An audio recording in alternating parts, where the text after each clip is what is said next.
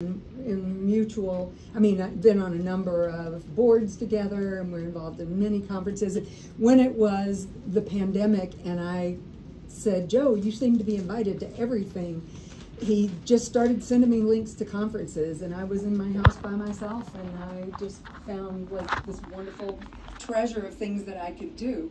Joe does a lot of different kind of work. He was here. He taught at Metro, taught at Wyoming, and taught at West Texas at El Paso for a while. So we've crossed paths constantly for a long time. And now he's in New Zealand at University of Waikato. University of Waikato. There we go. It's right on the screen. I couldn't remember. So Joe is going to talk apparently about language and truth and X5. Absolutely. Yeah. Thank you so much for the warm introductions. Thank you so much also for having me. I kind of spurred it on Candace that I was coming to town because I just realized that a few weeks ago, I'm like, we're going to come back to the U.S. and have a break. That's currently a teaching recess for myself and my children, so we decided to come back to the U.S. as our first time back since COVID. And so we're This is grandparents? Yeah, to see grandparents. So they've been delighted to see them over the last few days. And so we're happy to be in town and also share some work. So we're really super excited. So thank you very much again. I really appreciate that opportunity. And we're looking for a lot of feedback. So let me just kind of preliminarily say that this is a collaborative work with my colleague Jeremy Wyatt.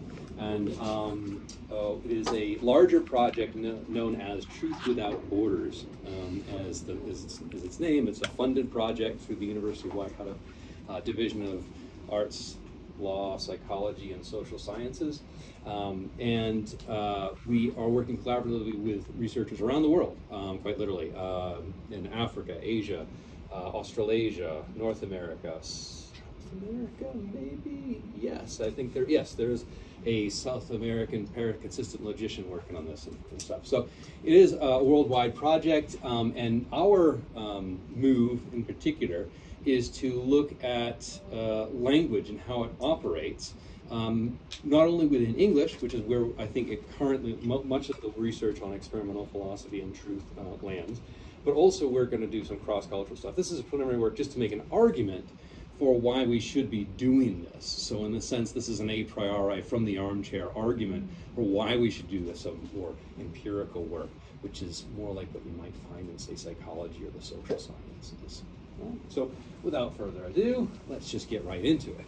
And that is to say, of course, that truth has been, right, one of the focal topics of analytic philosophy. Oops. More. There we go. Since its inception in what you might call 19th century, late 19th century, and for the most part, of course, obviously, they're white and they're males, and they're rather old, if I may say so. Amongst them, of course, we might include Gottlob Frege on the left, G.E. Moore in the middle, and Bertrand Russell on the right. And given its role in analytic philosophy, we think of theories of truth that are conceptually diverse. We think they're conceptually diverse, invoking notions like correspondence to fact, verifiability, superwarrant, transparency, prosonance, pretense, replacement. You can redundancy, go right down like coherence, pragmatism, etc. All right. However, analytic debates about truth have been largely, and we think, in fact, regrettably, homogeneous along another crucial dimension, as when they support their theses, their own theories of truth, or criticize and opposing theories, analytic philosophers stand and rely solely on their own intuitions. They think, I'm going to show you an example later that's relatively prominent, which is known as the Bishop-Stubbs objection, presented by Russell to coherence theories of truth. Now, these intuitions are expressed in English, and are often about how certain English expressions, using the words true or truth or some cognate thereof, are ordinarily used. So analytic philosophers use such intuitions to assess theories of truth, as theories such as the concept of truth, the meaning of the truth predicate, and the nature of truth.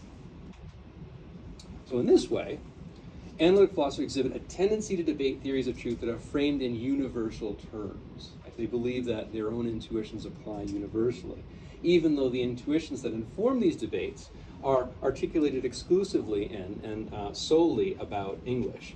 Okay, sidebar, because this is where I actually had a problem. So this is where Jeremy and I get into the debates, right? When it comes to this particular paper and this particular project, and I pointed out to Jeremy that, well, wait a minute.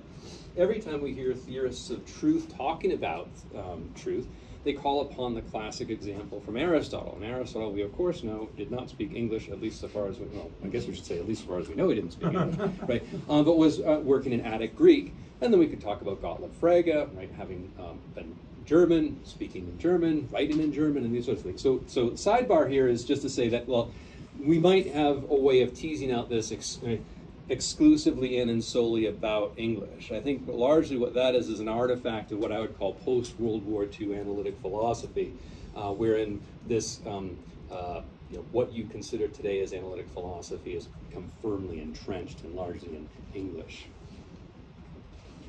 So we'll call this tendency, though, Anglocentrism.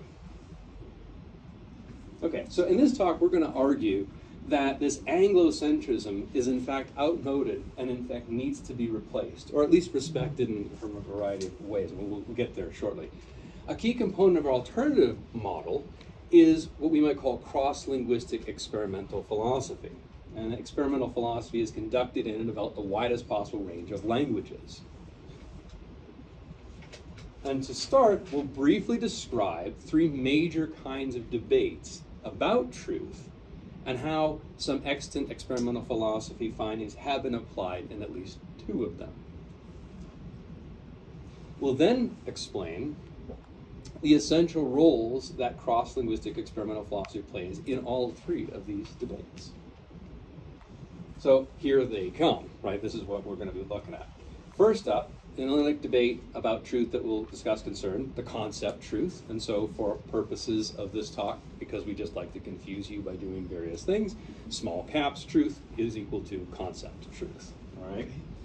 There's also the meaning of alethic vocabulary. I'll try and make sure that I point out when we're talking about alethic vocabulary shortly, but that'll be allocated by italics, but also to just add to your confusion and obfuscation of my points. We're also going to talk about the nature of the property or relation of truth, wherein truth is italicized. Everybody so far on board with that? Sure. Right. Okay, yeah, I know, right, exactly. If we do get confused, slow me down to say, hey, wait, stop, what are we talking about? I do appreciate that. All right, so many analytic philosophers have speculated about how we think about truth and why we think about truth as we do. Right? So these speculations are often conceived of as in terms of the concept truth. And in developing theories of the concept of truth, analytic philosophers have put forward different views about the sort of entity that the concept truth is. So here come some examples. First up, Bill Alston. Bill Alston says that we identify the concept truth with the meaning of the word true when the word is used in a particular range of cases. For example, in the assertive use of the sentence, the proposition that Algeria is in North Africa is true. There's also the case of Michael Lynch. Michael Lynch proposes that our folk concept, and that is his term, truth, the concept truth, is the way we tacitly think about truth in ordinary life. Finally, we have more recently Jamin Essay in two of his most recent works, that we should take the concept truth to be the ability to have propositional thoughts, such as beliefs, hopes, or desires. Oh, sorry, are we all good? No, that was just an odd one right there. Okay, well, we're going to talk more about that. Yeah. We're going to talk a lot more about that. I have a question. Are you able to, are you willing to send this to us? Absolutely, yeah. Oh, yeah, In you fact, already did. And more than You mean that. the PowerPoints? Yeah, the PowerPoint. I can do Okay. that. Yeah. I'll give it. Yeah. If you want to put an email list? Yeah, Yeah. should we start it? Yep, there we go. And even more than that, I actually have a full draft of this paper too, if you want to go recap that. Yeah. If you have Yeah, something right. that like you have a devastating objection, send Yeah, it to us. that's exactly right. Yeah, right. Just get ready. That's right. Yeah. Absolutely. I'd love to see it too. Sorry. I'd love to see it too. Okay, cool.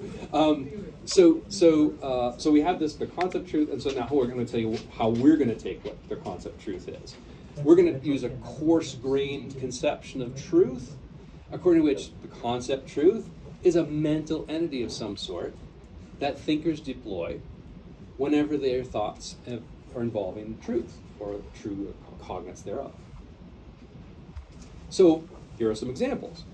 If Eric wonders whether the last statement that he read on Wikipedia is true, he deploys the concept of truth. Next is also Patrice. Patrice is convinced that her mechanic's claims about her carburetor aren't true, so she deploys the concept of truth here. So analytic philosophers have produced a range of theories concerning the meaning of truth-related or alethic vocabulary. And there shouldn't be a comma there, so let's take that out, sorry.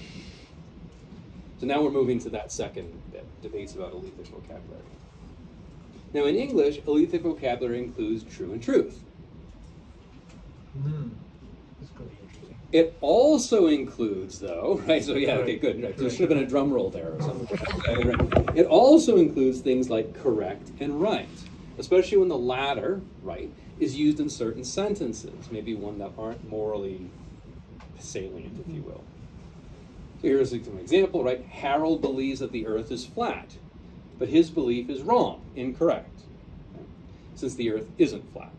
And if we want to look at some really cool work being done by Frederica Moltmann, I can never say her name exactly correct, but also Masaharu Mizumoto on some interesting work concerning correctness and rightness and truth. Okay, oh, this all came out wonky, so I apologize. I'm just going to do this. Let's just do it the easy way. All right, so it came out wonky because these people are associated with certain things. But okay, here we go. So when we talk about debates about alethic vocabulary, we just call upon some classic examples, right? So one is Gottlob Frege, and concludes that, presenting his treadmill argument, concludes that it's probable that the content of the word true is unique and indefinable, what you might consider primitive, right? Truth is a primitive notion. By contrast, Horwich, and by the way, I should also see my collaborator's work. Jeremy Wyatt has done a lot of work on primitive theories of truth, so see his work and J. Manasseh as well. Horwich, by contrast, maintains that the meaning of true is fixed by our disposition to accept the instances of the schema, the proposition that P is true if and only if P. Now in this instance, you can see some of my recent work with not only with others, but also on my own. A recent work I just showed doing a corpus analysis, so using linguistic corpora such as COCA, right, the corpus of contemporary American English, as well, finds that people use actually things in the way that you'd expect Horwich to work, as well as some of my recent data from other experimental philosophy. So let's see my work here. And then Max Kurbel, who's also recently proposed that true is ambiguous between two meanings, one of which is the meaning that Horwich identifies. Okay, so he hasn't done, well, Kurbel's an interesting case because if you ask Kurbel himself, he believes that, in fact, he's done experimental philosophy, but really what he's done is he just kind of asked, people in his philosophy classes at X university and determined that this was the case, that the ordinary conception is, or the ordinary way in which we understand alethic vocabulary is this. So he and I get into this debate every so often on what exactly is constitutive of experimental philosophy, which we can also debate here today as well. All right. Okay, so in what follows, now it's us, we're going to tell you how we're going to think about alethic vocabulary. We think of it as a coarse-grained translational conception that is compatible with all extant theories of alethic vocabulary. So on this conception, we can think of it in this way. So this is rather complicated, but hopefully it makes sense. We can think of it as a linguistic expression E of language L is a piece of alethic vocabulary if and only if E is a standard translation of true, truth, false, falsity, right, wrong, correct, incorrect, when the latter are used to speak about the truth or falsity of a truth bearer. So in addition, we can also think about, now we're moving to the property of truth, right? The nature of the property of truth. So we talk about, when reflecting on the concept of truth and the meaning of alethic vocabulary, analytic philosophers have long been concerned to identify the nature of the property or relation of truth. Oh, this again comes out wonky, so I apologize. I did some finagling here earlier, and now I didn't do the right order. But here we go. So Joshua Rasmussen, in one of his recent works defending the correspondence theory of truth, takes a proposition having the property of truth to consist in its corresponding to a particular arrangement of the world, states of affairs, if you will. But that might actually come with baggage he doesn't want. Michael Lynch, says that the property of truth is manifested, right, by different properties in different domains. For those of you who are familiar with, for example, a functionalist conception of the mind, right, that's what he means here, is that in fact truth operationalizes in different domains of discourse that kind of align with a single concept, so it's multiply realizable. Right? The property of truth is multiply realizable. Finally, there's also early Russell, who suggested that while the property of truth does exist, it's a primitive, indefinable, or indefined property. And finally, we have deflationists such as Dorothy Grover here, and Robert Brandom, arguing that the property of truth, in fact, doesn't exist at all. And we could actually include all of the other deflationists in that category as well. Frank Ramsey. I'd put Tatarski, but that's debatable too. Yeah, some people are not keen on that. So in what follows, now here's us, right? We're going to use, as you might come to have expected, a coarse-grained conception of the property truth. And it looks like this. The property truth is just the property that is possessed by all and only the true truth bearers. So as an example, since the statement that Oslo is the most populous city in Norway is true, it possesses truth. By contrast, since the statement that Bergen is the most populous city in Norway isn't true, it fails to possess the property truth. And on down the line. So thus far, what we've given is, in the experimental philosophy literature, and among them that would be inclusive of my work, works by Arne Næss, Bob Barnard, myself, Masaharu Mizumoto. Let's see, am I going to leave anybody else? I'll say them so far. That we've shown that experimental inquiry is valuable for both debates about truth, the concept of truth, and about debates about elitic vocabulary. Now, the example I want to call upon here, rather than my own work, is actually some recent work done by Reuter and Brun in particular. And so here's Kevin and Brun. I don't actually know Brun's first name. That's terrible. I don't know, I'm thinking about it. And I'm going to tell you a little bit about their work to get a better sense of how it aligns with what we're thinking here. All right. So Reuter and Brun aim to evaluate two hypotheses in particular regarding the ordinary meaning of true, when this word is applied to statements pertaining to empirical matters.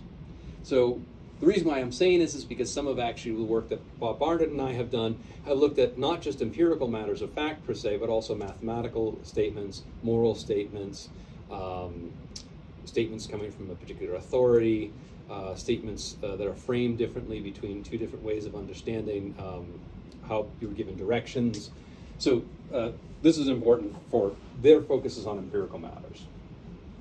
Their first hypothesis is that, call it correspondentism, lay people consider an empirical statement S of person P to be true or false, depending on whether S corresponds with reality, and regardless of S's coherence with other relevant beliefs of P.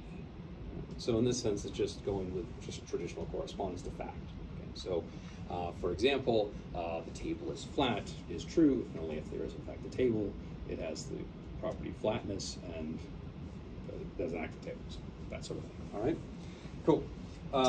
The second hypothesis is coherentism. Coherentism is the idea that lay people, or the hypothesis is lay people consider an empirical statement S of person P to be true or false, depending on whether S coheres with other relevant beliefs of P, and regardless of S's correspondence with reality. So instead of, in fact, saying that a proposition is true in virtue of corresponding with reality, rather it's to be the coherence with the maximal set of propositions that, say, someone believes or has. So they're, and by the way, they're doing this to undermine some of the early work Bob and I did, but we won't hold that against them. Right? So R&B evaluated these hypotheses using a vignette that where the protagonist's belief coheres with other relevant beliefs that they have, but fails to correspond with reality, and a vignette in which the protagonist's belief corresponds to reality, but fails to cohere with other relevant beliefs that they have. So this is just a good way to control against both hypotheses. Their main proposal is the following. This is a direct quotation. The variation that they found indicates that true is ambiguous, since the responses were in fact divided between answers in line with coherentist predictions and answers in line with correspondentist predictions. Now this is where things get dicey, because Bob and I come along and say, you're absolutely right, that's exactly what we found, wonderful, thanks for playing, slap my high fives. They're not showing us that they're wrong. Showing us that we're wrong. All right. Now, as R&B indicate, their experiments produced evidence that within the empirical domain, true is ambiguous between a correspondent style reading and a coherent style reading. Sorry. This evidence is highly relevant to debates about the meaning of alethic vocabulary, right? Because that's in fact something that Kurbel had told us about, and I talked about earlier. It's also relevant to the debates about the concept truth, and here's why. The ways in which we ordinarily speak about truth, in fact, reflect the ways in which we ordinarily think about truth. That's I think, an impressive result. So as a result, data on the usage of alethic vocabulary can improve our understanding of how humans deploy the concept of truth. That's a huge upshot for Reuter and Bruin. I mean, again, something with which neither Jeremy and I nor Bob and I disagree. And in fact, we find very helpful for the overall project. We can then use this empirically grounded understanding to evaluate philosophical theories of truth. Now, this is where things might get a little bit hairy for anyone who's interested in this work, who wants to defend the armchair theorists full throttle, if you want to call it that. So a loose end, though, in their discussions are following. And actually, this is in contemporary experimental work as well, so this applies equally well to some of our work, my work, earlier work, is how exactly experimental findings might bear on debates about the metaphysics of truth, right? So here comes the argument for showing why we think we can kind of pull this all together, not only with respect to the experimental findings we've already done, but also with respect to what we're going to call cross-linguistic experimental philosophy. So I guess to wrap up this section, what we will aim to do is advance the contemporary discussion by explaining why, I just said this, sorry, cross-linguistic experimental philosophy is indispensable debates about the property truth, the concept of truth, and alethic vocabulary. Can I ask a quick question? Absolutely. So I'm a little confused, so I just want to make sure I have the target right. Good. So your basic question is more or less like, what is available for the claim of truth with capital all the way throughout of truth? Like, what can be claimed? Yeah, especially with respect to philosophical theories about the concept of truth. Right. Doing the metaphysics, if you will. Sure. And we're going to try and show you now is the argument that shows how you move from the experimental work to the metaphysics. Okay, so my question then is, the experimental is as opposed to the alethic or the traditional, or is that going to be talked about and I'm going way off the road? I'm not sure exactly what you mean by as opposed to, because we actually think that we're going to bring to light certain forms of evidence that isn't traditionally used. How's that sound? Okay. Appreciate it. So we're not necessarily an opposition to the armchair philosophers, but rather bringing in, how should we introducing a new tool to their toolkit, Sure. right? And we think it's important because of reasons to do with the cross-linguistic work, if in fact what they're after is some form of a universal conception of truth. Right, So I guess then is the alethic, and I'm going to shut up and let you just continue on. I'm sorry. That's okay. That's all right. You're free to ask questions. Just along what I'm hearing from you, the question that's going through my mind is when you say experimental, it carries that meaning of a scientific experiment. Yeah, it is indeed. Okay, and so that's what I'm looking forward to, is what with the experiments. Oh well, wait. Okay. So we're not going to give you that. So Okay. the most we're going to do as far as giving that is to actually go over to Reuter and Broom, which is actually an experiment that was done on non-philosophers' views to do with truth, and what they found was that truth was ambiguous between correspondentism and coherentism, right? And so they did do. I mean, I could go through the whole the apparatus, the methodological issues. If yeah, just a summary about what it was, what made it an experiment as opposed to a philosophical debate among. Yeah, good, absolutely. Yeah. So the idea was that when we talk about these vignettes that were used, something actually go back. Yeah, That's good. This is a good thing to be onto here. Okay, so yeah, we'll stop there. Right there. Okay. So when we talk about vignettes, right, what this actually was involved in was a little mini story that each non-philosopher participant received, and then was asked a question about having to do with coherence with. I mean, they didn't say exactly this, right? Whether it was coherence with it corresponded to facts, Right. but they presented questions just like you would do in like a psychology test or empirical questionnaire. Okay, so what they end up collecting is statistical data on the viewpoint of Yeah, absolutely, and that's one of the things we actually left out of here is all the stats, right? Unfortunately, Sure. I think it would have been more helpful to understand about this whole thing, right? So we do statistically significant tests of statistical significance using various ANOVAs, regression analysis, probably, so all that sort of stuff. Methodologically speaking, we've left that out for this particular discussion, but that's the kind of experiment that's going on here. Yeah, testing what people's ordinary views are, or kind of intuitions, and we could talk about what that term means too, because I've been using that rather loosely. So that's a good thing to press on. Just real quick, Sure. what is Analytic? What does that mean? Analytic is just well, it comes from Greek, right? Aletheia, which is just to do with truth. Okay. Yeah, just to do the truth. Yeah, just to do with So usually truth. categorical in nature. Yeah, sure. Okay, so that's an easy way to. That's right. Cool. No, wait. Was this where I was? Yep. Okay. Cool. Actually, I've done this. No, I've not done this. Have I? That was the page we left on. Thank you. All right.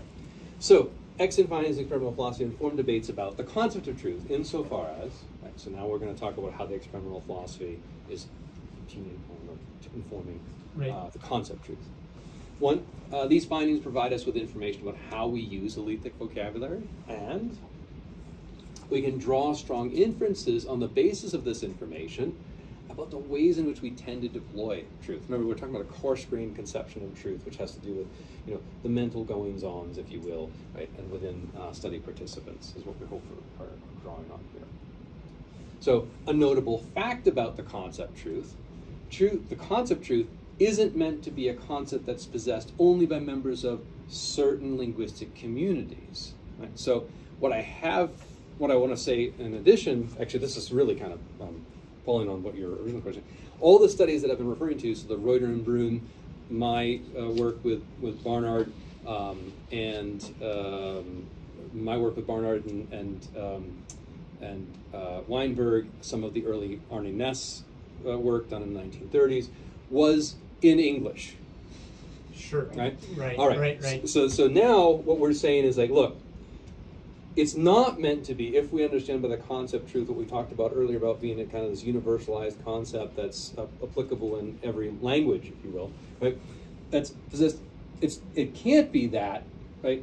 A concept that's possessed only by members of a particular linguistic community. So our work is, in every sense of a preliminary for that. Right. So we speak of here, and this is interesting. Let me think. There's a reason I use this example, and it's going to fall flat here, but it's very informative in New Zealand. So you say the community of humans who speak New Zealand English. New Zealand English is actually very different than American English. Sure. One of the things that comes up in my evaluations, interestingly enough, is always too many Americanisms, which is both a form of a insult. Yeah, it is a form of an insult, but it's also a way in which telling me that I speak American English. And I use it Right, sure. regularly. So you know, we don't want just people who talk or speak New Zealand English, or Sure, we don't sure. want speakers of just American English. All right. So truth, rather, the concept truth, is meant to be a concept that's possessed by a linguistically diverse subset of actual creatures. That's a weird way of putting it. The set of creatures, right, who are able to think about truth, irrespective of the language that they speak. Can I ask a question? Go ahead, Could you go yeah. back real quick, if you don't Yeah, mind? sure. So, why do you use the term creatures here? Are you Yeah. implying, or at least leaving the door open for that there is a subset of Yeah. rational creatures who may not be able to talk, but still have the same concept as truth as we might have? On it, Dolphins, for example. on it, right? So this is great, absolutely, 100%, yes. And in fact, in the paper that literally just came out online, so I was kind of quote unquote the lead author, because we keep flipping back and forth. Just every paper goes flipping back. There's no way in which you can actually tell the difference. We actually go to show, and I think I'm going to say this at some point, that a lot of the data from false belief task in infants and non-human primates suggest that truth is primitive. Oh, So, okay. Fascinating. yeah. Okay. So there's that other. So see Ultaowski and Wyatt 2023. Not that you know that it was over there, but I mean I can send you that paper if you're interested. Yeah. So that's why we are using the term creatures here. While it sounds, I mean, because to your ear it sounds I think very it's important strange. that you're using that term. Mhm, mhm. Yeah, Yeah. right. Absolutely. Yeah. Yeah. I mean, and so we leave it open to the fact that there are non-human primates, for example, that possess the concept truth. Because truth is primitive in that kind of sense that I had mentioned earlier. Yeah. Okay. Yeah. Okay. So for this reason, experimental studies on truth should involve participants from a broad array of linguistic communities, and in broad, in a very wide sense, right? This is going to worry people like Bob Random and folks that just don't believe in cognitive ethology, right? Okay. So if they involve, for example, just only English-speaking participants, then they'll not enable us to draw general conclusions about the behavior of the concept truth. Rather, they'll enable us to draw only comparatively modest conclusions about the concept truth used by English speakers. I want to say one other thing. And I also want to, this is kind of my jab at like philosophers, right? And it's even worse for philosophy, because if we're only talking about a priori armchair analyses of the concept truth, you're just worried about philosophers. And we all know they're strange creatures. That's right. I'm one of them, so I can say that. It's self-deprecating. Totally got That's you. right. That's right. All right. So now let's think of a significant worry. And the significant worry comes from the following. The concept truth is meant to be the concept that's possessed by all and only creatures who are able to think about truth. That seems fine. How are we determine whether a given creature X belongs to the set? This is actually very much your question, right? But now we're going to kind of take it from a different tack, okay? So our response is this. Insofar as this set isn't restricted to English speakers, it won't do to test for X's competence with true and truth. Rather, what we need to do is draw on a language-independent method. So in recent work, right, we've argued that there is a promising method of this sort. Right? For example, determining whether X is capable of passing an implicit false belief task. Now, as mentioned, the main aim of a theory of alethic vocabulary, right, moving to this, right, we're going to the next bit, is to specify what alethic vocabulary means. A primary source of this evidence regarding the meaning of alethic vocabulary is how that vocabulary is used. So notably, alethic vocabulary is used not only by working academics, but by competent speakers generally. And you can just walk across campus, for example, and hear true, correct, right, wrong, used in these sorts of ways. For this reason, philosophers interested in the meaning of alethic vocabulary should in fact investigate how that vocabulary is used by competent speakers as such. Now, here we have, of course, empirical methods that is used, for example, just to call on the example I was talking about earlier, those used by Reuter and Brun, provide, it looks like, the most reliable way of doing this. You're running an experiment amongst study participants who actually are not, sophisticated philosophers like ourselves, and find out how they're using the term truth. What do you mean by competent speakers? Yeah, great. Excellent question. So competent speakers, this is a debate that Jeremy and I have, because competent speakers, I would say, are very kind of, able to speak language or in some form of a language, right? And this would be sign. It could be even rudimentary understandings of sign, which I think of like when my kids were growing up. They pointed and grunted and so that's not exactly the right word, but Right. there's kind of a very primitive, for lack of a better term, a primitive form of language that's involved. Okay. Now that those stakes get higher, right, when you depending on the philosopher with whom you're speaking. I'm certain that Jeremy's going to have a different view of this than I am, and I don't want to speak on his behalf, but he's wrong. Right, so I'll just, and I would say that if he was on Zoom with us, but I'll just say something like that. We can have these spars and such. Okay. So yeah, that's cool. Okay. Right. Okay. So a crucial point. Now, Alethic vocabulary is present in many and perhaps all existing natural languages. We can say a little bit more about that as we move on, because this becomes important, particularly for languages like East Asian languages. And they come up very differently than what would come up in English. Oh, So, just a comment, because you draw the distinction natural languages. Yep. Mhm. And you were talking about the Aletha referring to truth. That being the case, you can also extend that to programming languages, because programming languages have the ultimate definition of truth. Right. I mean, it's just, Yeah, so one of the things that we haven't looked at, and one of the things we might look at in the future, is certain forms of corpus analysis that are going to be coming to look at formal languages, what I call formal languages, which include programming languages. Right. And I think it's important to actually do that kind of work as well. Mhm. Yeah. Because it's also, what's going to be great about that work, and this is kind of the sidebar, right? Right. Sidebar is, it might turn out that people who are working on axiomatic theories of truth and formal theories of truth have been wrong all along too. So down go the logicians, right?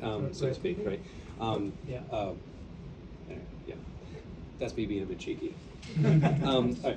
So for this reason, a theory of Alethic vocabulary should, in fact, provide insight into the uniformities and differences that we find in the meaning of Alethic vocabulary across the world's natural languages.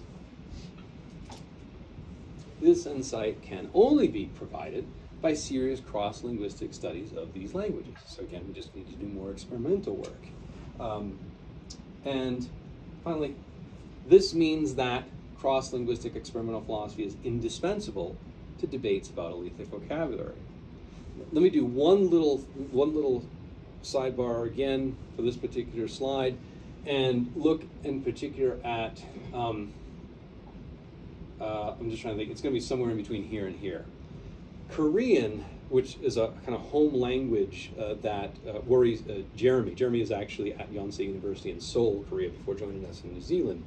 And what prompted him to really think through these issues a little more in depth is that his partner is from Korea, and discovered that there are at least 3 different predicates, truth predicates, that apply in a variety of instances, but not all. So there are, for example, one truth predicate applies to empirical matters of fact, and other truth predicates apply only in more formal circumstances when you're speaking about religion or something that has great reverence. And so what we do is we ask, and this is the thing, actually, it's like, this is currently happening, right? This is no joke. There's actually, the data set is currently being collected, wherein we present Korean speakers with mismatch. So for instance, in empirical matter of fact, we put the Korean truth predicate for the religious truth predicate to see if that, you get these, no, that's not right, to see if they're really that kind of fine-grained in differences. So and that's just a classic example of Korean. The Korean is a classic example of what we're thinking is going on. Okay, so now, right, we've gone through that. So here's, of course, the final volley. Cross-linguistic X-Fine debates about the property or relation of truth. So lastly, regarding debates about the nature of truth, the property of truth, we should first consider why experimental philosophy is valuable to these debates. Okay, so as we see it, there are at least two ways in which experimental findings impact debates about the property of truth. One's going to be relatively uncontroversial, and the other is going to be you squint your eyes at me saying I'm wrong, hopefully. Right? So the first is highlighted by an example from Eddie Namias's work, experimental work on a discussion of how experimental philosophy can inform metaphysical debates about whether free will can exist in a deterministic world. Okay, so we're kind of calling upon kind of something very, relatively far afield, but I'll try and make it as simple to make it. It's an important methodological point, not a substantial point. So Namias et al. Write, look, we're not suggesting that discovering what folk intuitions really are would resolve the free will problem. Right? There are various responses either side could make if it turned out their view did not fit with ordinary intuitions. Nonetheless, if a philosophical theory does turn out to be privileged by the endorsement of the folk, that would seem to position the burden of proof on the shoulders of those who argue contrary, right, to the folk intuitions. If it turns out that a significant majority of people make judgments that support either compatibilist or incompatibilist views, that would at least give squatters' rights, right, to whichever position has such support. Again, Namias. Really what they've done is kind of made this nice point, which is that, like, look, this experimental work is preliminary evidence, right, for a particular conception of truth, as what we're going to be concerned with, and the burden is now on the shoulders of those who want to say from the armchair, nuh-uh, right, if we're saying yaha, and tell us why we shouldn't take that to be the folk conception of truth, if in fact, remember all those things we said earlier about how we believe that truth and various words aligning with elitist vocabulary and the property of truth are in fact something held onto by non-philosophers. If that's what they're after. Okay, so applied to debates about truth, right? The suggestion is that if a theory of truth fails to align with our ordinary judgments about truth, then as a result, the burden of proof falls on advocates of that theory. Again, that's just basically what I just said. Right? The reason for this is that such experimental findings constitute preliminary evidence. Again, something I just said. So I won't spend too much time. Now, ordinary speakers successfully navigate the natural and social world using their implicit beliefs about truth. So independent of whether they have a good conception of what their truth is, what truth is. Is there a difference between competent speakers and ordinary speakers? No, I take them to be the same. A good question. Yeah. Yeah, so that's kind of, maybe I'm going to think a little bit more about that, actually. my flat-footed response was... Point, though, because what you're identifying, and you've already identified it, the data that you're gathering regarding the concept of truth, you say yourself, you don't go to your PhD in philosophy of science or philosophy of logic and have them ask that. You're instead going to the general public. That's right. So somebody that doesn't have that, and so an ordinary speaker would not have a specialized skill set to understanding having studied logic. So but they're still considered competent in whatever level of competency. So they might be. Yeah, and that's why I think that. It doesn't bring monkeys to mind when I think of an ordinary speaker. Well, yeah, Right, agreed. right. Yeah, no, I mean, and again, it's let's see, they're competent insofar as they're deploying the concept of truth in a false belief task. Because in order to have competence and understand what falsity is, you have to have not true. Right. Yeah, Exactly. okay, cool. Yeah. That says, yeah. Yeah. Okay. So yeah, but a good question and something I'm gonna. My flat-footed response was one thing, and maybe a more sophisticated response is another thing. That was a good question. I like it. So absent evidence that this success is due to factors that aren't conducive to the truth of these beliefs, that ordinary speakers are successful in this regard provides some evidence that the property truth is as it is represented in these beliefs, i.e. that the beliefs are true. Like, so, for example, right, if we find that most ordinary speakers implicitly believe that the property truth consists in some kind of correspondence to fact, then that finding constitutes preliminary evidence that the property truth does indeed consist in correspondence to fact. And if you ask philosophers, interestingly enough, what they'll say is that the philosopher view is that it's correspondence to fact, largely coming out of that rather large data set from David Bourget and David Chalmers on philosophers. 51-point-something% of all philosophers said it was correspondence to fact, and I can't tell you how many times in a referee report that has been thrown in my face. That's what philosophers believe. I'm like, well, 51% is pretty thin. That's okay. No, like they believe that more than coherence? Yes, yeah, and okay. more than pragmatism, and more than any form of redundancy theory. Yeah. And the issue. Sorry. Yeah, go ahead. The issue is why in dealing with the nature of truth you would limit yourself to either one of those instead of combination. Oh, okay. Okay. Well, that's my view. Yeah, that's right. That's right. I'm a pluralist. Right. Yeah. So pluralism is another entire debate. Right. So that I won't be getting there today. That's not my objective, even though ultimately that is my ulterior motive. Oh, okay. Now we know the ulterior motive. That's right. That is my ulterior motive. Now that's not Jeremy's motive, but it's mine. Well, it's a truthful ulterior motive. Agreed. I'll lay it all on the table. I have no problem with laying it on the table. All right, so since this sort of evidence is preliminary, right, it can, of course, be overridden by other evidence. So if you found, for example, right, this is a potential example, right, if you found, I'm just going to say this up, if you found through your own experimentation that my view on X was false given my experimental data, well, then we have to shift, the field. We have to shift the playing field a little bit when it comes to this property of truth. So the main point is that experimental findings regarding our ordinary implicit beliefs about the property of truth provide an evidential point of departure, is the way we like to think of it, in debates about the property of truth's nature. So as such, they also indicate where the burden of proof lies in metaphysical debates about truth. Notice that I've just wrapped up that argument that I wanted to... Ask a technical question. Could you go back one slide? Sorry? I'm sorry. That last form of truth, right? As such, they also indicate where the burden... This is pedantic, and I'm sorry. Shouldn't it be a capitalized form of truth? That would make more sense to me if it was about the concept of truth rather than like the reference to a truth claim, which I thought is what the lowercase was indicating. Property of truth. Yeah, right. That's right. That is the truth predicate in this instance. So not the concept of truth, because we're moving out from the innards into what stands in the proposition. Okay, yeah. sorry about that. That's okay. Thank you. That's right. No, yeah. Okay, so now here comes the second way, because the second way is going to be more controversial than the first way, so we think. Right? So the second way in which experimental philosophy can impact debates about the property of truth is by providing evidence for or against objections against theories of truth that turn on empirical hypotheses. All right. So a notable objection to this is what we call the non-coextensiveness objection, and this is it's the following. It's actually the Bishop-Stubbs objection. So we'll just.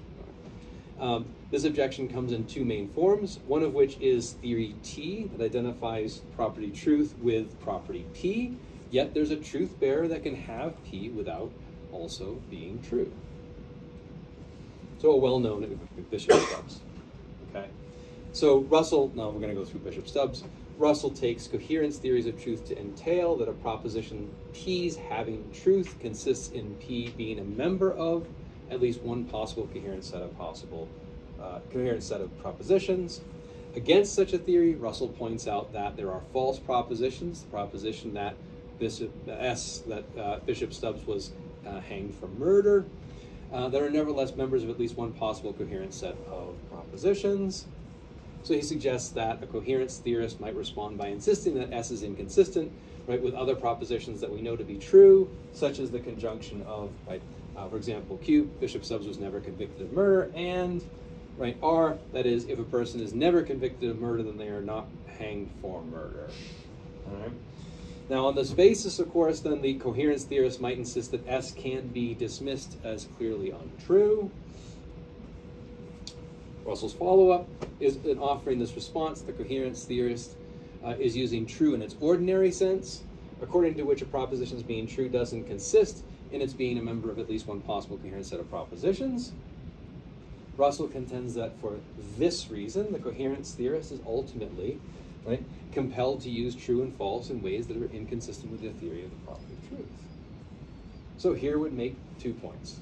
Right? So Russell initially suggests that there are false propositions that are members of at least one possible coherent set of propositions. You know that. Oh, sorry.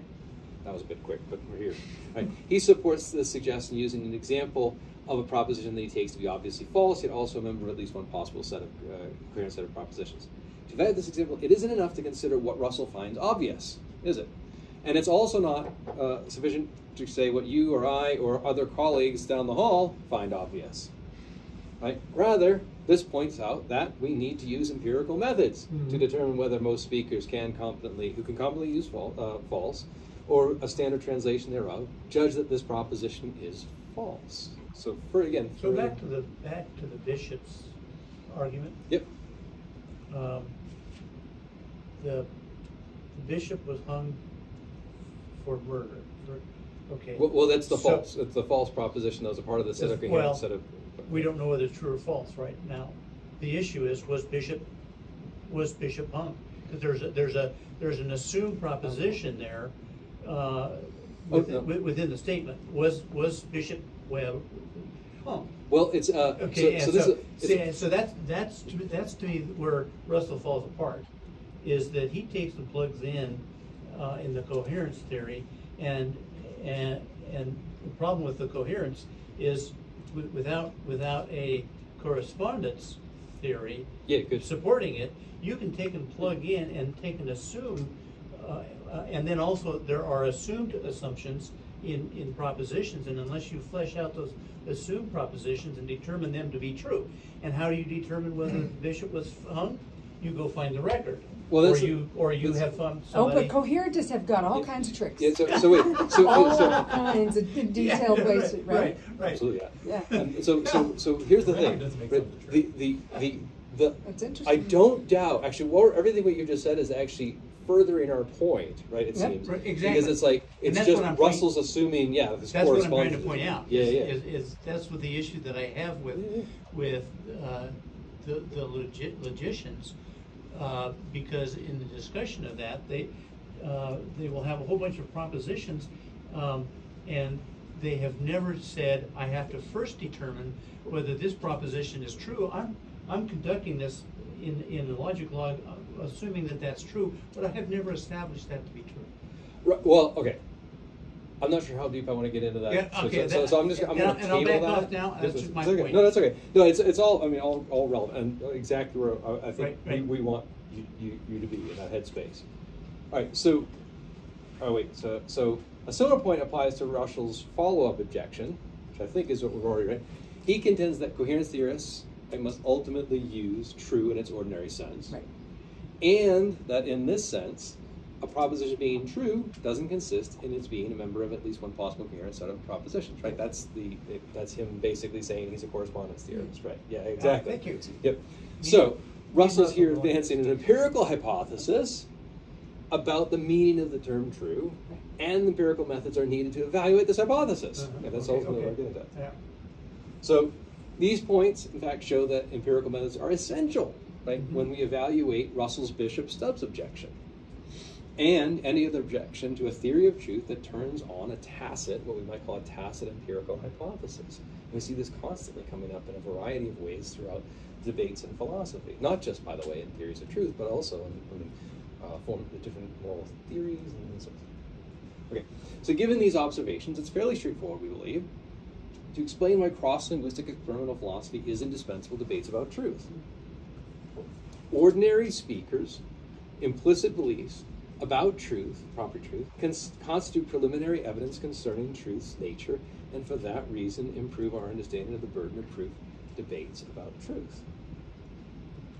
Right, the crucial question becomes, of course, whose ordinary beliefs about truth, right? This comes back to, I think, your question you raised earlier, are relevant here. And the most defensible answer, we believe, is that the ordinary beliefs about truth that are held by actual humans are, I guess we should actually go for it. I've been thinking more, exactly. Creatures, we'll just say creatures, right? No matter the language that they speak, right, or form of language that they speak. So the rationale behind this answer is a theory of truth aims to identify the nature of the property relation truth. It will be widely granted that if truth, the property truth, has a nature, then its nature doesn't vary across linguistic communities. This is something that came up with the universalized issue we talked about earlier. but rather truth, the proper truth, is standardly taken to have the nature that it has throughout the actual world, and perhaps in all possible worlds. If we may be so bold. Boy, that was strong. Yeah, I know, right? Exactly. So as a result, when we aim to determine whether theory T of truth aligns with our ordinary beliefs about truth, property truth, it would be entirely arbitrary to privilege the ordinary beliefs held by members of a particular or certain linguistic community or communities. Instead, the only non-arbitrary approach here is to compare the beliefs about the nature of property of truth that are held by members of a diverse array of linguistic communities. Right? So similar considerations apply in connection with the non-coextensiveness objection. Again, going back to Stubbs, Bishop Stubbs, right? The metaphysical upshot of this objection is meant to be that the property of truth does not equal the property P, right? Now, again, this upshot isn't meant to hold only within certain linguistic communities. Rather, it's meant to hold throughout the actual world and perhaps in all possible worlds. I think that's actually, by the way, what the aim of Russell's view was. Accordingly, when assessing the tacit empirical hypotheses that are built into instances of the non-coextensiveness objection, we should determine whether they are borne out among humans as such, and perhaps even more creatures than that, right? Because I think this is something I'm actually coming up more onto now that I've seen this in action, right? No matter the languages that they speak. Right, so to determine this, we must test the hypotheses using participants from a large, diverse range of linguistic communities. Right, so in sum, here it comes. Experimental inquiry about truth plays a valuable role, we think, in 3 overarching debates about truth and analytic philosophy. Once we appreciate this, we see that cross-linguistic experimental inquiry is indispensable to all of these debates.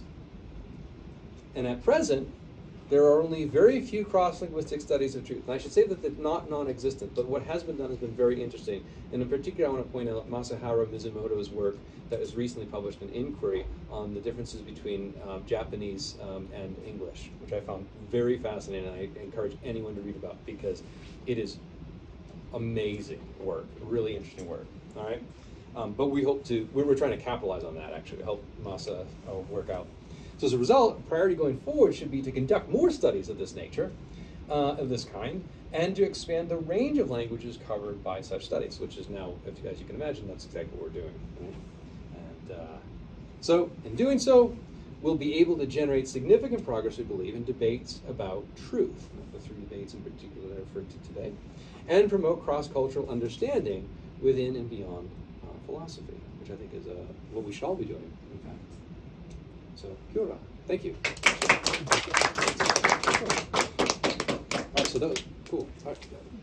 I guess I'm not sure how you do this. We do have time for some discussion, questions, so you just feel that because you can see what... All right, sounds good to me, and I will try and write it all down. I'm going to try and put everything you've already asked, which are awesome questions, I've got to keep in my head. All right, so go ahead. So, I wanted to ask about the goal, right, of experimental philosophy in regards with truth, like you're talking about. Good. Specifically, I think the concept of truth is pretty well grounded, but in the property of truth, right? Are you trying to get to a point with this preliminary expose on how to adventure into learning about truth between cultures, slanted truth? And if so, would it be sort of are you trying to measure the metacognition of the human race as a whole on the meaning of the property of truth? Or are you trying to find a way to find the property of truth that might have been missed by exploring other cultures that aren't Anglocentric? Yeah, great question. Okay, this is good. Okay, cool. I'm going to answer this in 2 ways. Cool. And I hope you'll be unsatisfied with one, and you'll be satisfied with the other. Okay, so I won't tell you which one this is. Of course. Okay. So I think one thing that we would hope to get from these studies is that we begin to get a roadmap of where truth, and I'm going to use it ambiguously, so it could be the concept, it could be a lethic vocabulary, and it could be the property truth. So I'm going to remain agnostic about that. But what we're going to find is that all of these languages across all of these various linguistic communities, right? Let's just say in the ideal world, we run studies on every language in the world. We won't do this, but let's just say that happens, okay? And we find that it triangulates on this one particular nugget, right? I'll call it a nugget because I don't want to say concept, and I don't want to say property, and I don't want to say something to do with a use of particular ether, right? Yeah. So we find that it triangulates there, right? Voila! We have the answer. There's the universal truth, right? That's one way in which you can answer your question. Second way in which I can answer your question is, okay, look, we run the studies.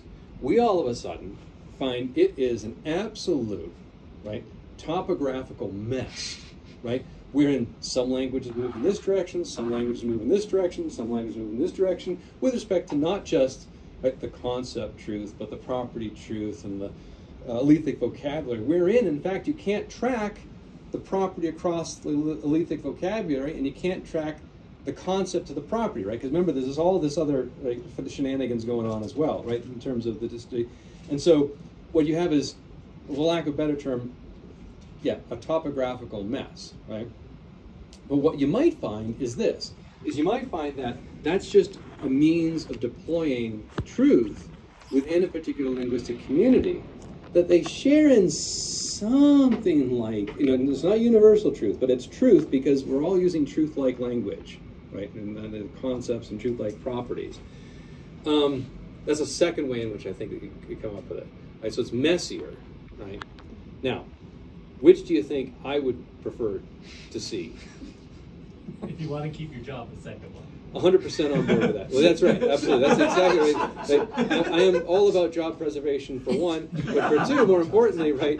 More importantly, a principal way of understanding is that, like, conceptual. I think about truth in a pluralistic way, and that seems to be the right means to get to that form of pluralism, wherein there's something that we all agree upon as truth, but we deploy it, and it manifests itself. Going back to that term that Lynch had used, it manifests itself in very different ways in different linguistic communities. I think the view has largely been, right now that you've exposed my position, and I think you're absolutely on board, right, is that the view has been that, no, what we'll find is we'll find that, that glowing orb that's universal truth, and it's out there, right? And everyone's just grabbing onto it. I'm like, no, that's not, that's fabricated, I think, and it's fictional in a certain sense. And we won't be finding that. I hope. So going back to the competent versus ordinary speakers, I kind of want to raise an objection to you using those interchangeably. Okay. Simply because when I think competent versus ordinary, what comes to mind is people who speak multiple languages, and maybe they are competent in one, they ordinarily speak the other. Like, I have friends who are multilingual, but the way they think is in one language. And so they're ordinarily using one language and are far more comfortable, and so that might affect the way they use the concept of truth or they deploy it. Yeah.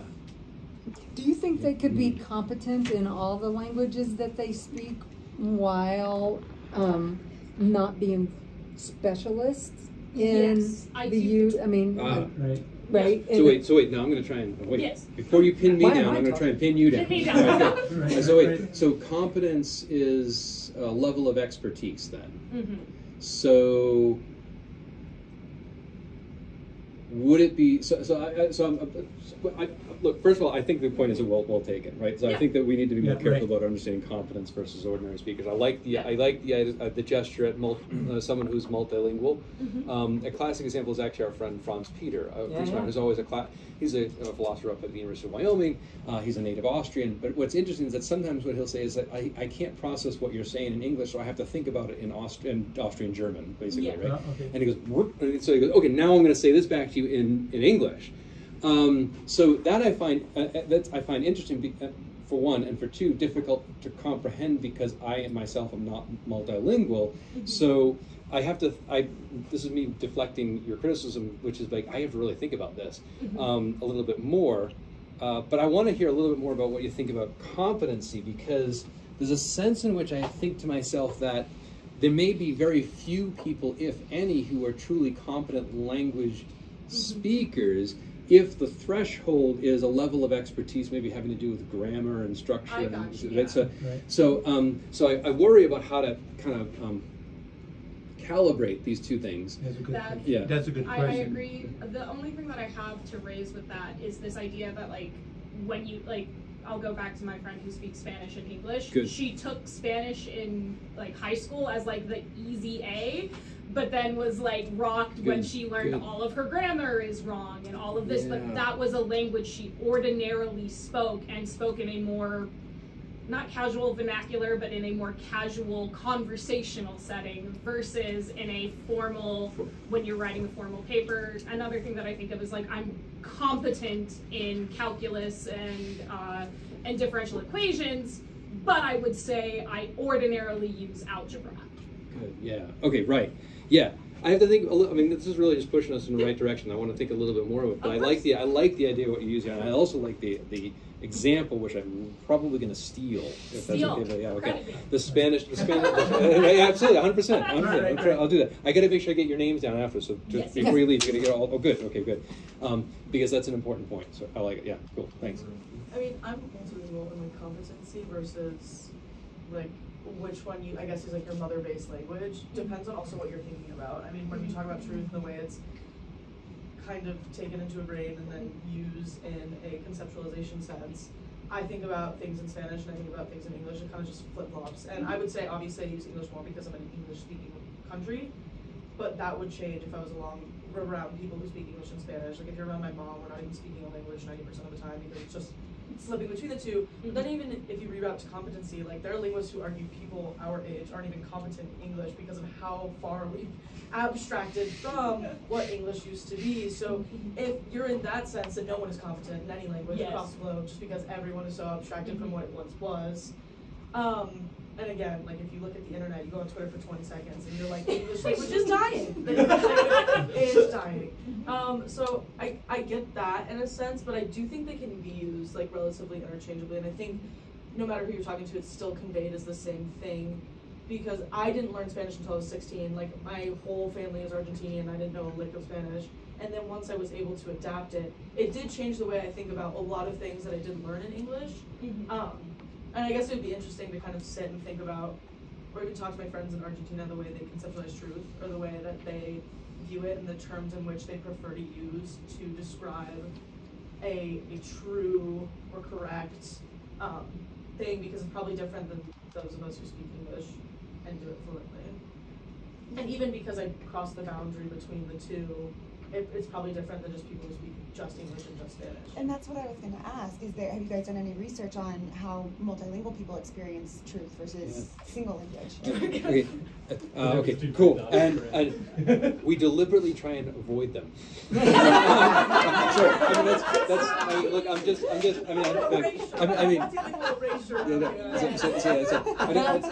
like, look, I'm laying it on the line, right? I'm just saying that, like, in the sense that when we are looking for populations, we are looking typically for what we call native speakers of language X, whatever that happens to be. Now, if they happen to be competent, or how should I say, I can't, I'm afraid to use that word, users of, say, English, let's just say, that's something we can't tell directly. And I think one of the demographic questions is, do you speak any other languages, and which one is it? So no, we're not looking for multilingual individuals, and in fact, that may be a way in which we would actually try and, eliminate them from the data set. Well, it could be interesting because that could maybe show more like pluralism too. Is it like deploy different tactics? It automatically will. That's right. That's right. They may, in fact, that would be helpful to my research program. Probably not Jeremy's per se, but it's okay. No, I know, right? Exactly. No, I'm happy to hear more. So no, it's funny because that's one of the things that come up. We're using Qualtrics.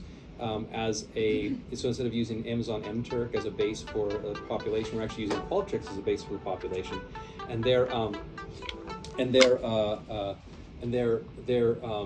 asking us all these questions. Do you want them to make sure that they don't speak English? Do you want they don't have an alternative? Because we're using some populations in what would be considered central or eastern parts of Europe, because instead of speaking English, their alternative is always Russian. So like in, for example, Romania, we're checking on Romanian as a set.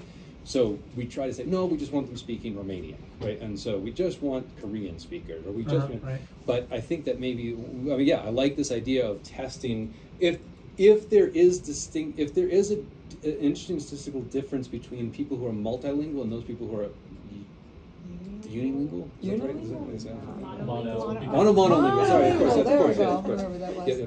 So yeah, thank you.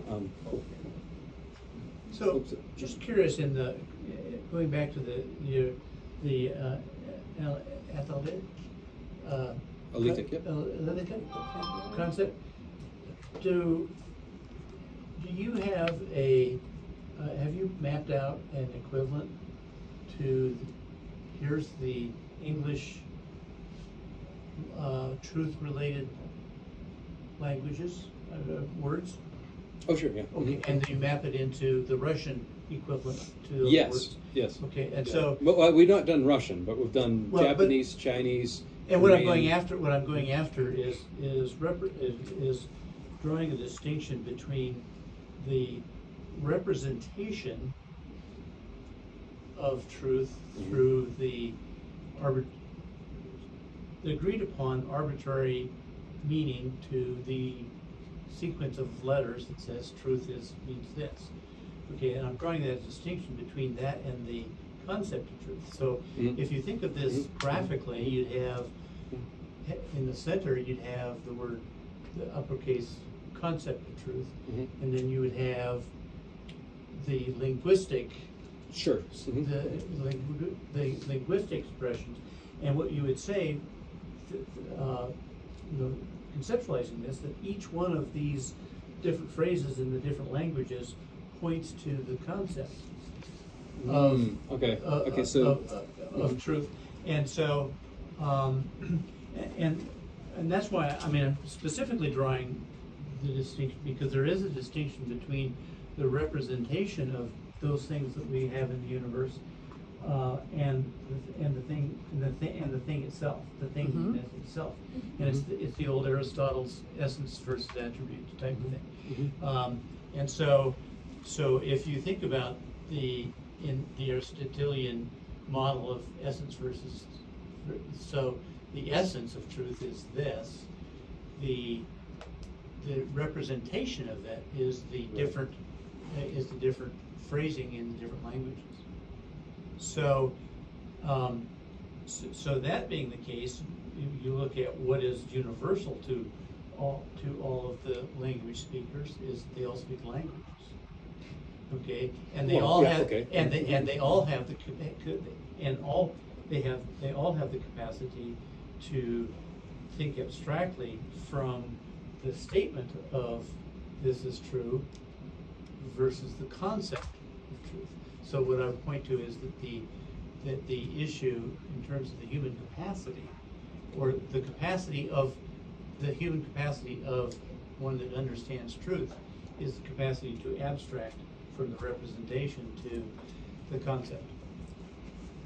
There is also an implicit assumption that is possible in all language speakers by saying Right, and that's right, and so how I would like to point out that so if you put that exactly, so you put that as a theory, okay, the theory that all language speakers can think abstractly, then how would you develop an experiment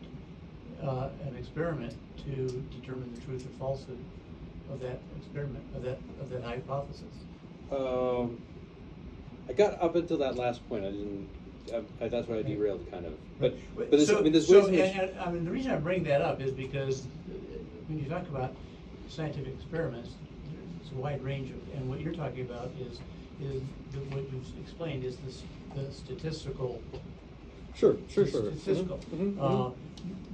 An awful lot of classical traditional science start out with a thought experiment, and so I'm just throwing out the idea of thinking about solving this problem and considering this problem through a thought experiment rather than through a statistical modality. Almost all of the questionnaires that we use involve some form of a thought experiment. So one of the things, I mean, that's one of the things I've kind of left out of this particular paper because. And then you collect you collect the data from that thought. Yeah, so that's I mean that's no doubt that's how we would do it, and we wouldn't ask questions like, well, you know, What do you think? you know, are you a postmodernist theorist or pragmatist? Yeah.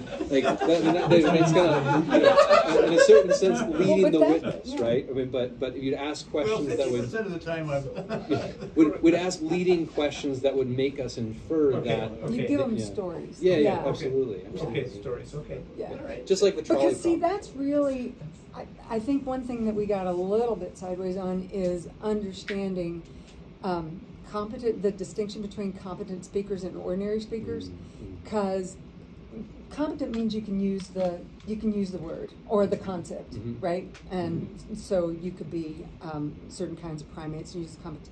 But when we talk about ordinary, we're talking about somebody like people who are not theorists in theory of truth, and philosophers will always want to answer those kinds of questions, like, well, David Chalmers kind of way. Well, typically, I'm a coherence theorist because I can't get myself outside my representationalism. Remember with Locke and all of that, I can't get outside my head to know if my ideas match the world. So I do coherence or something. And so that ordinary speakers are just like, you ask, like, hey, Andrew, is it true that my phone's on your charger? And that's like a different kind of question, right? Yeah. Ordinary in that kind of sense, instead of just non philosophically specific. So then, it seems like there's an implicit. So the problem I have then with this, right, is that from there, all of your data is narrative based, right? Okay. And that is the best we can currently do with our current understanding of the testing. However, I worry that possibly there might be a leakage of ideas that aren't just truth implicit in that. Good. Specifically, ideas of justice. Ah. That might be because there's this idea of justice which is connected to right, which is connected to truth, but that's still a tangential line that I don't know if you've gone over and if it's an elite thing. Great. Justice. Yeah, this is good. This is actually something. Like if we're looking for like this universal truth that's like the whole that you talk about. Right. I think you obviously have to talk about morality in that too, and what possesses that, and then what also drives you to think of things in truths. And obviously you can say like it's true that this table is here, right? And that's different than saying like Zane is morally correct because. I'm just kidding. But admitting too much of her. That's right. I think so. Again, I do think that kind of therein lies almost a gray line where you may be talking about truth, but people obviously dabble their own interferences with other conceptualizations of other things in that. And I guess it would be almost impossible to eliminate those just because we're people and we're talking about very abstracted ideas. But I don't know, you have to have thought about that in a sense of like... We try and sterilize the vignettes as much as possible, but that's not to say that we've squelched out all of the, what you might call justice components, and when you say X is right? When we're trying to find this elethic, understanding. And I mean, so that actually, I think that fodder for more research, right? That is actually where, is there a means of testing people wherein you can, see, right, kind of in the experiment you run, where let's call it the justice component of truth, right, is kind of leaking into the leakage, right, into the elethic component, because that's going to matter too, and it's not going to matter just for us theorists of truth, it's going to matter for meta-ethicists. Right? They're going to be really worried about this vocabulary because all of a sudden moral realists are like, see, we were on the right track. Right? So, I mean, I'm just going to... But I guess it even ties back into the way language is used down there, because if you look at Germanic languages that tend to be generally phonetically more rough than things like Romantic languages or Latin languages or even some Southeastern Asian languages, I guess even that would then cause you to have different thought processes in retaining truth or not. So then I think it would end up working out in some way and helping you. Right. Also, in terms of like using right, in English, right is synonymous with both truth and also justifiable, but there are languages where right might not have that same double meaning. Well, this is especially the case in Korean. This is, I mean, they're moving back to that. Right. Korean's an awesome language for doing these kinds of tests because you just, Koreans deploy these terms very fine-grainedly in ways that we English speakers, I guess I'll say that as, you know, New Zealand English speakers, American English speakers, right, don't. And so we're hoping to see that difference and to say, right, look, you know, we're doing this in ways that the Korean speakers aren't, and that suggests the truth is not operating in similar fashion as us English speakers. Yeah. I think you might keep a job. Yeah, I think you might keep a job. I know there's two. So go ahead. Yeah, either way. Well, I'm still trying to formulate my question, but I'm kind of been for a course. I'm thinking about like universality of truth. Could you just reiterate the experiment itself? I think you said in Korean. I guess it's just it's objectives. I'm kind of confused on the experiment.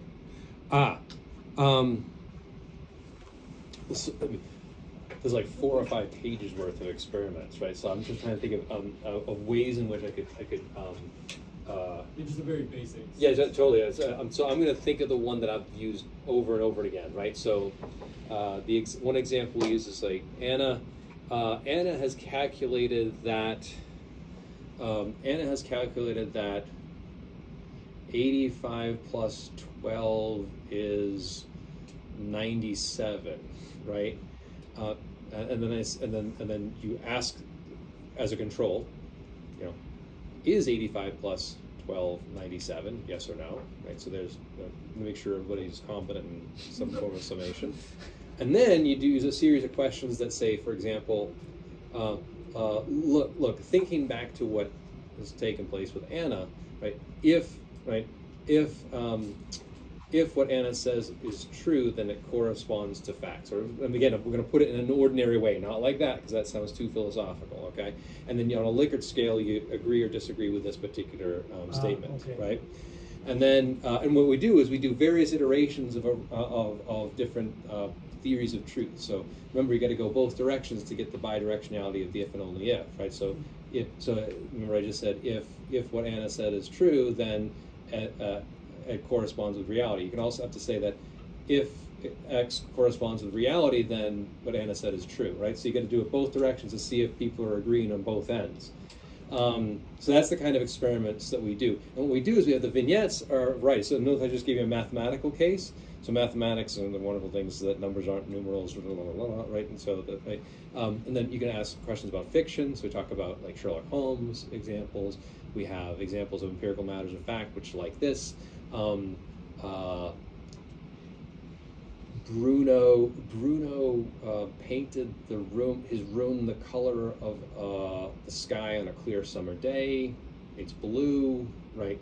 You know, and so there's an empirical matter of fact type issue. I mean, there's a variety of ways of doing it too, and then there's some so that's kind of experiments that we have in the light. And I don't know if I'm kind of missing the point here. In my psychology class, I guess we recently talked about like 6 universal emotions that everybody understands. Could you like incorporate that in your test? Would you get anything out of that? Yeah, this is where we think we're going. We don't actually we try and eliminate the kind of feelings modules, right? Yeah, indeed. Just sort of try and really kind of like bring in nothing that could possibly alert them to outside the room. So you're never going to use for example, you'll never ask about, you know, suppose that there's a person named Trump, right? We're not gonna elicit that kind of like immediate like I'm gonna defend, right? Or or I hate him, right? I'm just making a kind of right. But we try and avoid that kind of cases but we do believe that like some of the work that's being done on cultural cognition, so like Dan Kahan's work and a few others, we're in there finding that when they're emotionally invested in certain views, that those beliefs that otherwise are false, they will say are true because it aligns with their polarized kind of view. This is the cultural cognition type issue. We believe that, in fact, there's room for us to be talking about the nature of truth in those instances and what exactly is going on with respect to people who are kind of emotionally triggered, right, to defend a particular view, and how that plays out in their concept of truth. I think I was just talking about like emotion in itself, and just like recognizing that. Like, would that be considered a truth? I guess. Like, oh, I see. Recognizing sad, recognizing happy. Yeah. So I'm gonna have to deflect that, because I think there's something really interesting going on here. But that's my graduate student was working on this particular review, right? He's actually working on why we when you look at critical thinking texts and logic and these sorts of things, you see them abandoning any form of emotion being a part of one's thinking about truth, for example, right? But he comes along and says, no, it actually should be an integral part of it, because the only way in which you can confront what is true is by confronting your emotions that are associated with it, in these sorts of ways. So I mean, I'm deflecting it merely by saying, I think I got a good graduate student who's working on this very idea, working on a PhD thesis in this area. Yeah. Okay, one more chance. Yeah, I know we're running out of time. If you don't mind. No, by all means, please. Thank you so much. So I have 2 questions here. One which maybe I'll mention in the other. Would you please mind going back? I think it's like 4 or 5 slides to the slide where it's like it's not enough to suppose I believe this, you believe this. It's better to. No, it's not this one. So I don't remember the exact one, but it's the slide where it's like it's not enough to suppose that just because we take this to be obvious and I take this to be obvious. Oh, right. I see. Okay, yeah. I remember that. Okay, I'm going to go. I'll try to remember the best I can here. Okay. But my question was based on that idea. Yep.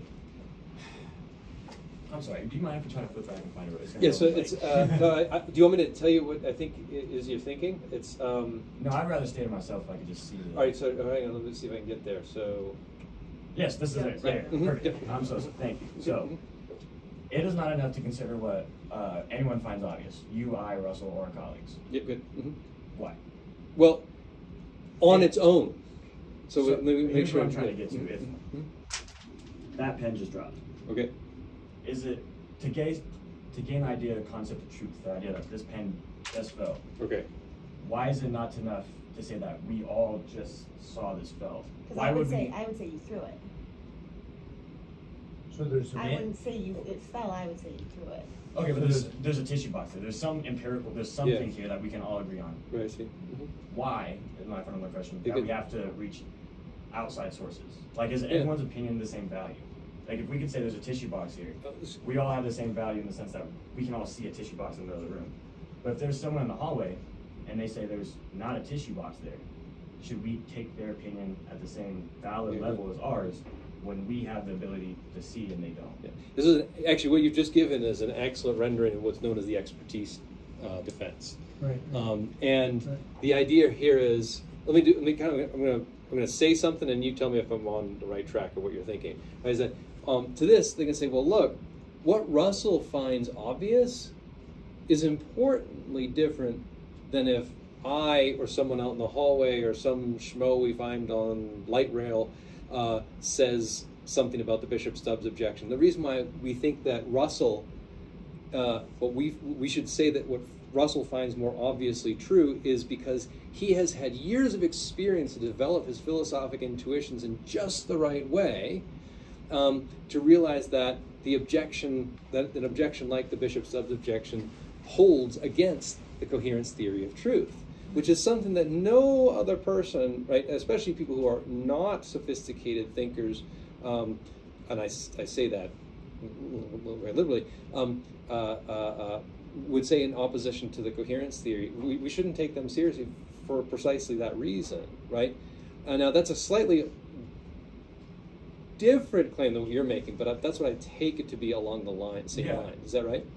So what you're saying is that, like, maybe I'm confused on what your argument is here, but why do we have to have empirical methods then to judge what is false? Good. That's right. And what are these empirical methods? Yeah. So our best defense is that, remember, the two things that we say is, one, it's preliminary evidence. It looks like it's a form of preliminary evidence, right, to support our views on truth, and perhaps, especially since and to at least think that, right, going back to the free will example, remember the quotation there, that we take it as a starting point from which we can have debates about the nature of truth. Okay, that right?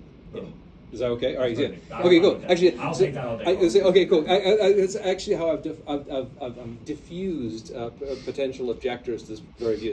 I don't think it's the, and I don't think Jeremy believes this either. It's not the be all and end all. Like, we don't just go do empirical studies like, done. Like, truth is done. We're out. Right? That's not where exactly. It'd be far too clean way of doing it. Right? But that's not what we believe. We just use preliminary evidence. Yeah, it's a starting point. Yeah, and then remember the second instance is, well, like, look, no matter what, the bishop Stubbs objection seems to be some form of an empirical hypothesis.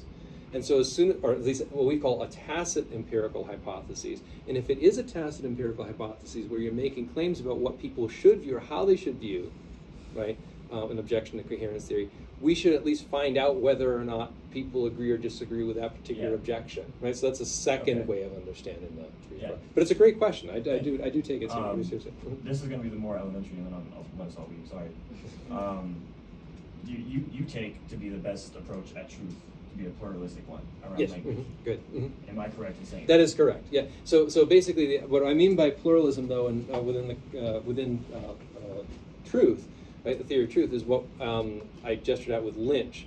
And it's just the idea that, like, look, there's a kind of single concept of truth that lingers around in people's heads, and what we'll find out is that there's going to be some form of agreement. It's not going to be Chris. It's not going to be a Chris Phrygian concept, wherein I'm finding exactly, everybody has exactly this in their head. But rather, it's something around which they agree, and then they deploy it, right, differently in different linguistic domains. So, for example, when you say that murder is wrong is true, right? That's the domain of, like, a moral domain.